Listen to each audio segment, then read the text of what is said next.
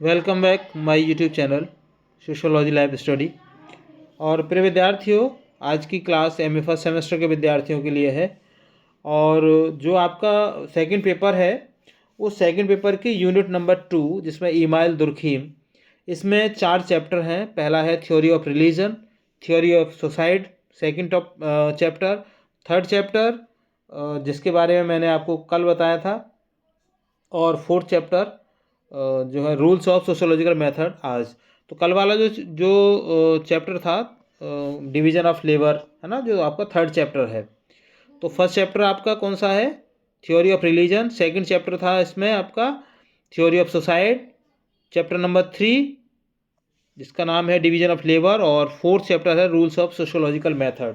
तो आज इसी फोर्थ चैप्टर के बारे में बात करेंगे। संक्षेप में मैं समझाने की कोशिश करूंगा, क्योंकि आप जानते होंगे वीडियो या ऑनलाइन क्लासेस की भी अपनी कुछ सीमाएं होती हैं। ज़्यादा लंबी क्लास विद्यार्थियों को बोर कर देती है। क्लास में तो आप आसानी से इसको समझ पाते हैं, तो फिर भी मेरा प्रयास रहेगा कि मैं पूरा कंसेप्ट इसका क्लियर कर दूं। तो समाजशास्त्री के जो समाजशास्त्री पद्धति के नियम या इसको रूल्स ऑफ सोशोलॉजिकल मेथड, ये जो पुस्तक है, ये इसका जो प्रकाशन 1895 में हुआ था। इससे पहले दुर्खीम श्रम विभाजन पुस्तक को लिख चुके थे। दुर्खीम के युग में जहाँ एक ओर दर्शन शास्त्र की पद्धति प्रचलित थी, वहीं दूसरी ओर प्रत्यक्षवादी विधि यानी पॉजिटिविस्टिक मेथड समाजशास्त्र और अर्थशास्त्र में प्रभावी ढंग से प्रयुक्त होती थी। दुर्खीम समाजशास्त्र को एक ऐसे स्वतंत्र विज्ञान की तरह स्थापित करना चाहते थे। किसी भी विज्ञान की व्याख्या में, चाहे वह विज्ञान प्राकृतिक हो या सामाजिक, 3 कसौटियों को काम में लिया जाता है। ये आप इसको ध्यान से समझ लीजिए। 3 कसौटियाँ कौन कौन सी हैं? पहली है सिद्धांत या इसको कहते हैं थ्योरी, दूसरी है आधार सामग्री अर्थात डेटा, और तीसरी है जिसको कहते हैं विधि या मेथड। यदि समाजशास्त्र को एक बौद्धिक विद्या की तरह स्थापित करना था, तो इसके लिए भी इन तीनों तत्वों की आवश्यकता थी। श्रम विभाजन में दुर्खीम ने जहाँ पर्याप्त आधार सामग्री को एकत्र किया, वहीं उन्होंने एक निश्चित विधि का प्रतिपादन भी किया और अंत में श्रम विभाजन पर एक वैज्ञानिक विधि को तैयार किया। तो इस आधार पर हम कह सकते हैं कि जो दुर्खीम का सिद्धांत है उनमें थ्योरी भी है, डेटा भी है और मेथड भी है। श्रम विभाजन के लेखन के बाद उनके लिए यह उपयुक्त था कि वे समाजशास्त्र की विधि संबंधी कुछ नियमों को बनाए, और उन्होंने इस पुस्तक में यही काम भी किया है। यानी जो रूल्स ऑफ सोशोलॉजिकल मेथड है उसमें उन्होंने यही काम किया है। तो दुर्खीम के बारे में अगर हम कुछ और जानना चाहें तो आप मतलब ये समझिए कि दुर्खीम उपयोगितावाद के एकदम विरोधी थे। वे काम्टे के निम्न स्तरीय सिद्धांत से भी बिल्कुल असहमत रहते थे। उनका आग्रह यह था कि समाजशास्त्र के लिए एक ऐसी विधि को विकसित करना चाहिए जो तथ्यपरक, वस्तुपरक और आनुभविक हो। तो इस आधार पर देखें तो सामाजिक शास्त्री जो पद्धति है उसका अर्थ क्या है? तो अर्थ में बात करते हैं तो sociological method means the scientific objective and scientific way to study society, अर्थात समाजशास्त्रीय पद्धति का अर्थ है समाज के अध्ययन का व्यवस्थित, निष्पक्ष और वैज्ञानिक तरीका। It means Durkheim say that sociology should be studied like natural sciences, biology, physics, chemistry, mathematics, based on facts, evidence and objectivity. अर्थात दुर्खीम के अनुसार समाजशास्त्र का जो अध्ययन प्राकृतिक विज्ञानों की तरह होना चाहिए था। प्राकृतिक विज्ञान जैसे जीव विज्ञान है, भौतिक विज्ञान है, रसायन विज्ञान है, गणित है, एस्ट्रोलॉजी है, इसकी तरह होना चाहिए था। मतलब तथ्यों, प्रमाणों और वस्तुनिष्ठता पर आधारित होना चाहिए। कोर कंसेप्ट की बात करूँ मैं सोशल फैक्ट्स की, तो इसमें Durkheim's entire method is based on the idea of social facts. Means social facts are ways of acting, thinking and feeling that exists outside the individual and exercise power over him। अर्थात सामाजिक तथ्य वे तरीके हैं जिनसे व्यक्ति सोचता, महसूस करता और कार्य करता है जो उसके बाहर होते हैं तथा उस पर दबाव डालते हैं। तो यहाँ पे ध्यान रखने की बात है, वो दो मतलब बातें मतलब इसमें मुख्य रूप से कहते हैं क्या? एक कहते हैं वो जिसको कहते हैं वो बाह्यता, और दूसरी बताते हैं बाध्यता। यानी कि वो सामाजिक तथ्य की 2 विशेषताओं के बारे में बात करते हैं। बाह्यता यानी एक्सटीरियरिटी, और बाध्यता कॉन्स्ट्रेंट। मतलब सामाजिक तथ्य कार्य करने, सोचने एवं अनुभव करने के वे तरीके हैं जिनमें व्यक्तिगत चेतना से बाहर भी अस्तित्व बनाए रखने की उल्लेखनीय विशेषता होती है। मतलब आप इसको देखें कि जो सामाजिक तथ्य जो है ना, देखा जा सकता है, यह अवलोकनीय है। एक दूसरी बात यह भी है कि सामाजिक तथ्य सोचने, विचारने और अनुभव करने का एक तरीका है। जब विद्यार्थी विद्यालय में शिक्षा ग्रहण करने जाता है तो उसकी प्रारंभ से ही यह सोच बन जाती है कि जो कुछ पुस्तकों में लिखा है सब सत्य है। यहाँ तक कि जो कुछ कागज पर लिखा है वह कागज भी सरस्वती का स्वरूप है। इसी तरह विवाह की कल्पना के साथ दुल्हन सास ससुर के बारे में सोचने लगती है। यह संपूर्ण सोच या विचार सामाजिक तथ्य हैं। इसी तरह थाली में परोसी गई वस्तु, रोटी या सब्जी सामाजिक तथ्य है, इसे देखा जा सकता है, यह शाकाहारी भोजन है। सामाजिक तथ्य के बारे में तीसरी विशेषता यह है कि यह स्थायी या अस्थायी भी हो सकता है। वास्तव में दुर्खीम की परिभाषा में दुनिया भर की वस्तुएं, कपड़ा, मकान, इंजन, पुस्तक सभी सामाजिक तथ्य हैं। दूसरी तरफ देखी न जाने वाली वस्तुएं आदि भी सामाजिक तथ्य हैं। सामाजिक तथ्य का बहुत बड़ा मानदंड यह है कि ये तथ्य विशेष न होकर संपूर्ण समाज की धरोहर, विरासत और संपत्ति होते हैं। एग्जाम्पल के तौर पर आप समझ सकते हैं, जैसे लॉज यानी कानून, कस्टम्स रीतियां, लैंग्वेज भाषा, रिलीजन धर्म, मैरिज नॉर्म्स विवाह की जो मान्यताएं हैं।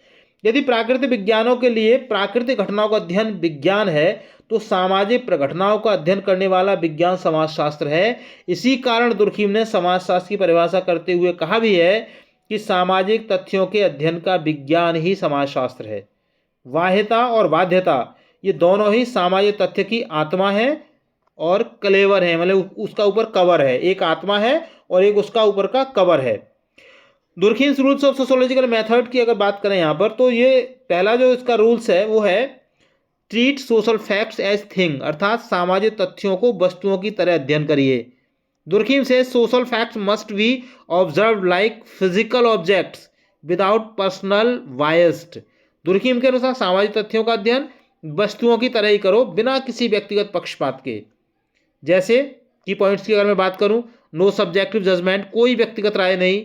ऑब्जर्व फ्रॉम आउटसाइड, बाहरी दृष्टि से अवलोकन।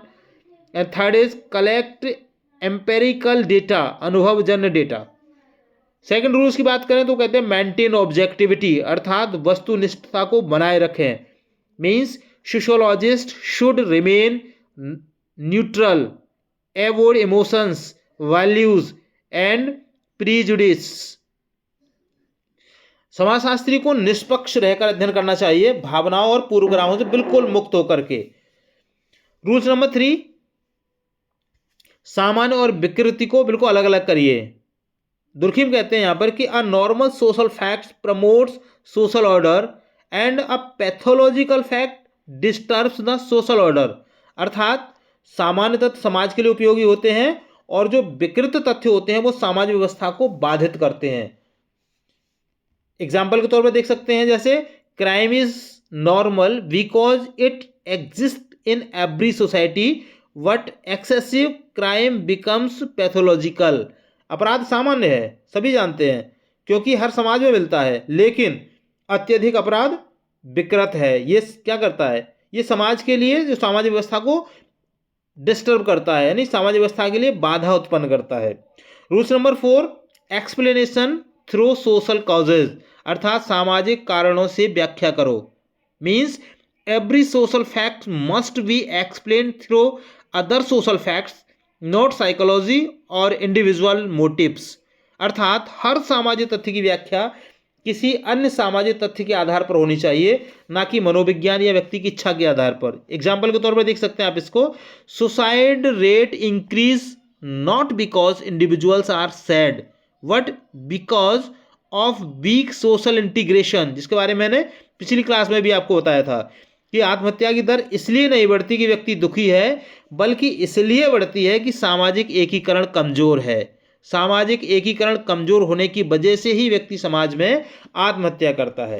रूल्स नंबर 5 है कि यूज कंपैरेटिव मेथड, अर्थात तुलनात्मक पद्धति का प्रयोग करो। Comparing different societies helps in identifying patterns and causes, अर्थात विभिन्न समाजों की तुलना करके कारणों को समझा जा सकता है। एग्जाम्पल के तौर पे इंडस्ट्रियल वर्सेस ट्रेडिशनल सोसाइटीज, जैसे औद्योगिक समाज बनाम पारंपरिक समाज। जब तक आप इसकी कंपैरेटिव स्टडी नहीं करेंगे तब तक आप उसके मेरिट और डीमेरिट्स को समझ ही नहीं सकते, उसकी अच्छाई और बुराइयों को समझ ही नहीं सकते। इसके लिए आपको कंपैरेटिव स्टडी करनी ही पड़ेगी। इंपॉर्टेंस ऑफ दुर्खीम्स मेथड्स, अगर हम बात करें इसकी क्या जो पद्धति है, इसका महत्व क्या है। So established sociology as science, समाजशास्त्र को विज्ञान का दर्जा दिया गया। Developed the concept of social fact, सामाजिक तथ्यों की अवधारणा दी। Provided guidelines for objective research, अर्थात वस्तुनिष्ठ शोध का मार्गदर्शन किया। And influenced modern research methods, आधुनिक शोध पद्धति को प्रभावित किया। इनकी आलोचनाएं भी की जाती हैं इस थॉट्स की, और आलोचनाएं किस आधार पर कि too much emphasis on objectivity, अर्थात वस्तुनिष्ठता पर दुर्खीम ने कुछ अत्यधिक जोर दे दिया है, कुछ ज़्यादा ही जोर दे दिया है। एंड निगलेट्स इंडिविजुअल्स मोटिव, इसमें क्या है कि उन्होंने हर मामले में सोसाइटी को ही रेस्पॉन्सिबल माना है, व्यक्तिगत उद्देश्यों की उन्होंने उपेक्षा की है। And third is overly deterministic, अत्यधिक नियतिवादी दृष्टिकोण को उन्होंने अपनाया है। कंक्लूजन के रूप में अगर हम इसको देखें तो Durkheim's rules of sociological method form the foundation of scientific sociology, Durkheim की पद्धति समाजशास्त्र को वैज्ञानिक आधार प्रदान करती है।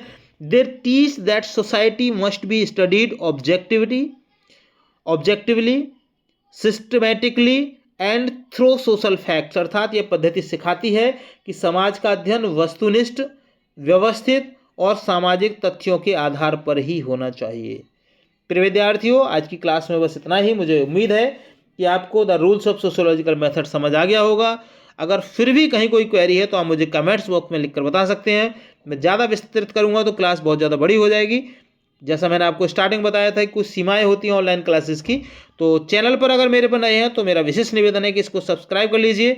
वीडियो पसंद आए लाइक शेयर कीजिएगा उन सभी विद्यार्थियों के लिए जो मास्टर्स में हैं। चैनल पर जुड़ने के लिए थैंक यू। मिलेंगे अगली क्लास में, तब तक के लिए जय हिंद।